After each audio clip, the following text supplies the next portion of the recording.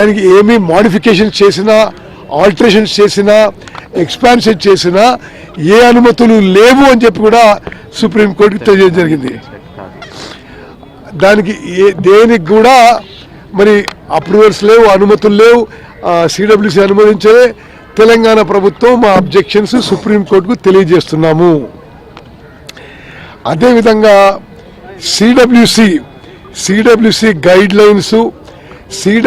Guide lines కూడా ఈ పోలవరం నిర్మాణంలో అనేక గైడ్ లైన్స్ వయోలేట్ చేశారని చెప్పి కూడా సుప్రీంకోర్టుకి తెలంగాణ న్యాయవాది అభిషేక్ సింఘ్వి తెలియజేయడం జరిగింది. మరి ఈ విధంగా దీని మొత్తం మీకు నోటిస్తాను.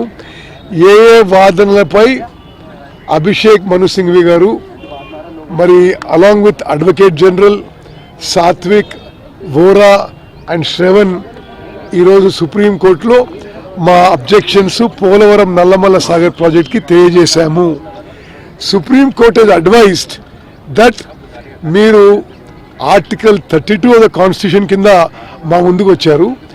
ఆర్టికల్ 32 బదులు మీరు ఆర్టికల్ 131 ఆఫ్ ద కాన్స్టిట్యూషన్ ఆ ఫామ్లో రండి, సూట్ ఫామ్లో రండి అని చెప్పి సుప్రీంకోర్టు అడ్వైజర్స్.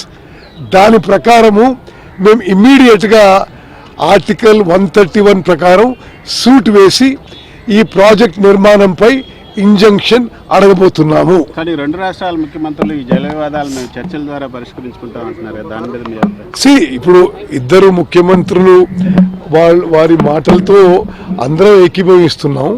అయినా సరే వాస్తవంగా ఆ ప్రాజెక్టుకి సిడబ్ల్యూ అనుమతి లేదు, నీటి కేటాయింపు లేదు, ఏ అనుమతులు లేవు. కానీ మరి తెలంగాణ నీటి హక్కులు కాపాడుకోవడానికి మేము లీగల్ సేఫ్ గార్డ్స్ కూడా తీసుకుంటున్నాము. చాలా స్పష్టంగా తెలియజేస్తున్నా.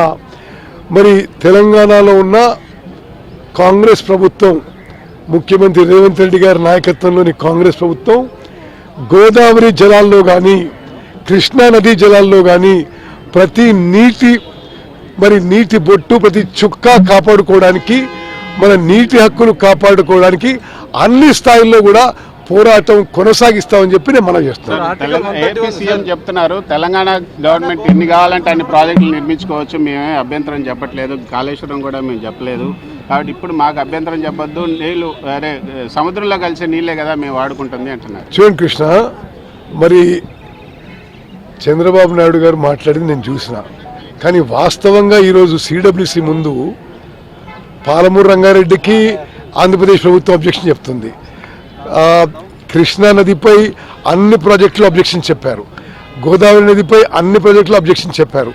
మరి వాళ్ళు చెప్పిన దానికి చేసిన దానికి తేడా ఉందని మాత్రం స్పష్టంగా తెలియజేస్తారు. అది ఆ నిర్ణయం ముఖ్యమంత్రి గారు తీసుకుంటారు. కానీ బట్ బేసికల్లీ ఉన్న ఫ్యాక్చువల్ పొజిషన్ మీకు చెప్తున్నా, మరోసారి చెప్తున్నా.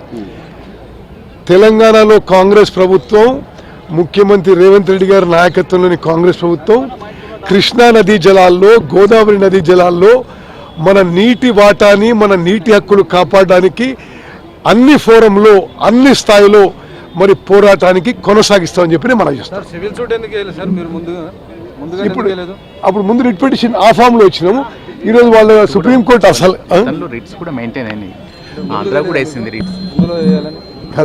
ఇప్పుడు ఆ ఆర్టికల్ 31 ప్రకారం వేసినాము. ఈరోజు సుప్రీంకోర్టు మీరు ఇది కాంప్రహెన్సివ్ సబ్జెక్టు ఆర్టికల్ 131 అంటే ఆ విధంగా ఈ రోజు రేపట్లో అయిపోతున్నాం. ఎగువ రాష్ట్రాలను కూడా ప్రతివాదులుగా చేరుస్తారా సార్ సివిల్ సూట్ లో? అది సుప్రీంకోర్టు చూద్దాం.